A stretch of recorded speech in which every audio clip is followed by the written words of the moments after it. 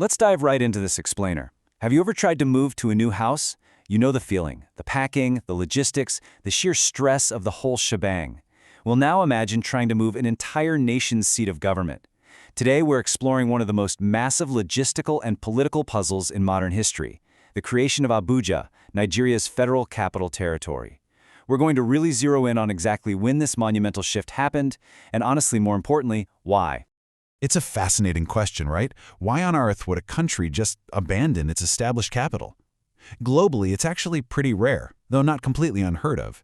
You've got Brazil, which famously moved its capital from coastal Rio de Janeiro way inland to the purpose-built Brasilia back in 1961. Or Kazakhstan, moving from Almaty to Astana in '97.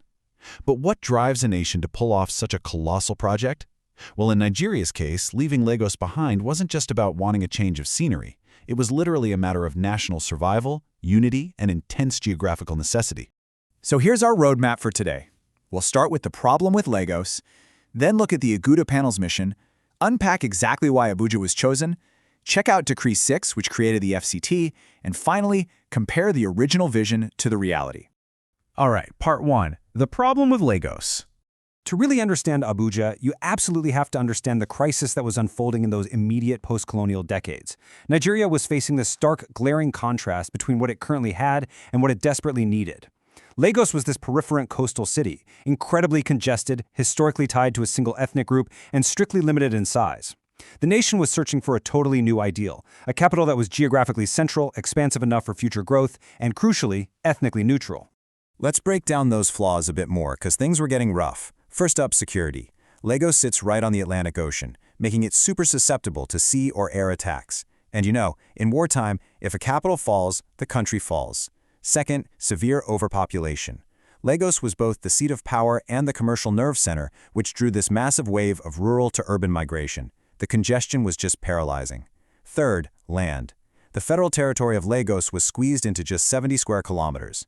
There was literally no elbow room left. Fourth, you had jurisdictional tension.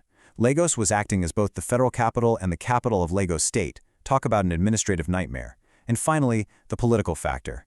Lagos is historically a Yoruba city. In a multi-ethnic federation that was just recovering from a brutal civil war in the 1970s, having your capital dominated by one major ethnic group really alienated the rest of the nation. Moving on to part 2, the Aguda Panel's mission.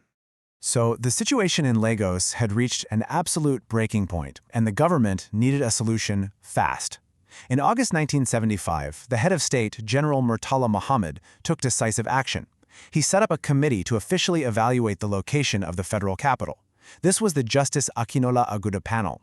Their mission was straightforward, but honestly monumental. Examine if Lagos was still viable, and if it wasn't, find a new, vast, and neutral territory right in the middle of Nigeria, based on things like centrality, a healthy climate, land availability, and security. Basically, find the perfect fresh start.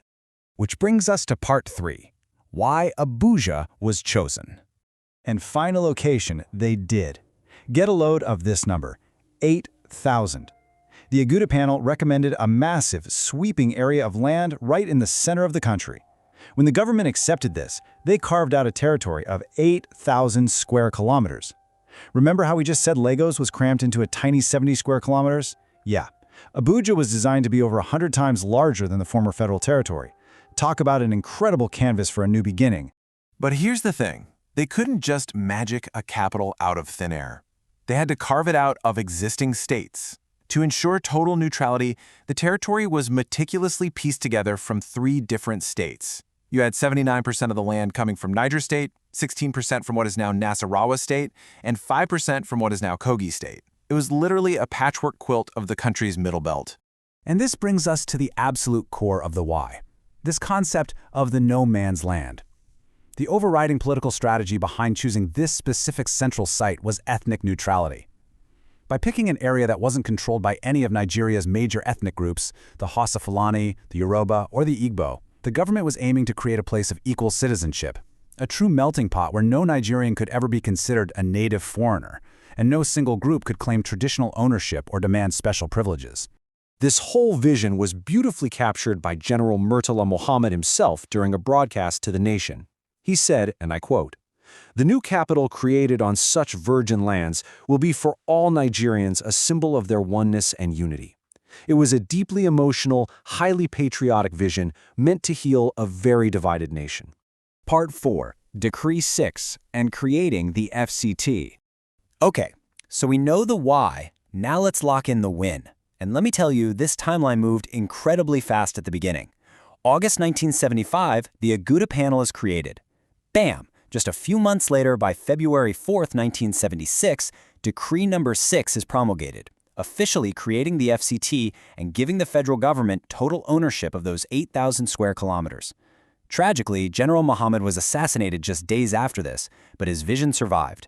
Physical construction of the city kicked off in 1980, and then, finally, on December 12, 1991, under General Ibrahim Babangida, the seat of government officially made the jump from Lagos to Abuja. Building a master-planned city from absolute scratch? Yeah, it's exactly as hard as it sounds. The Federal Capital Development Authority was set up just to oversee it all. The master plan itself was designed by an American consortium called International Planning Associates back in 1979.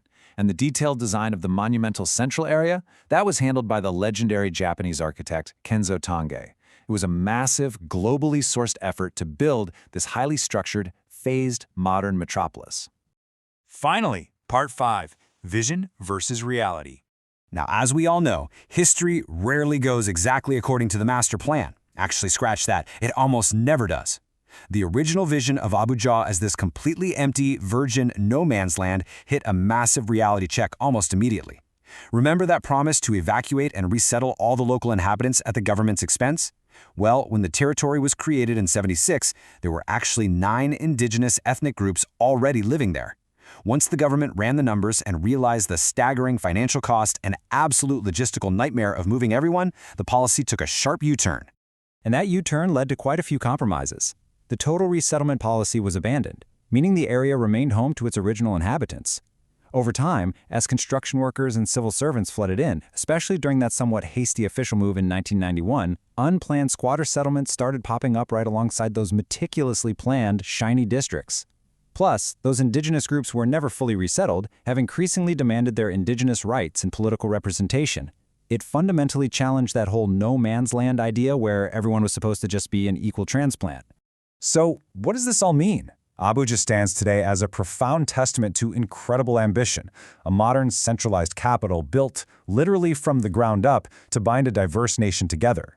But its story is also a reality check on the friction between utopian planning and human reality. It forces us to ask, can building a neutral city from scratch truly erase historical divides, or do those divides just kind of take on a new shape in a new location? It's a really fascinating question to ponder. Thanks for hanging out with me for this explainer, and keep questioning the world around you.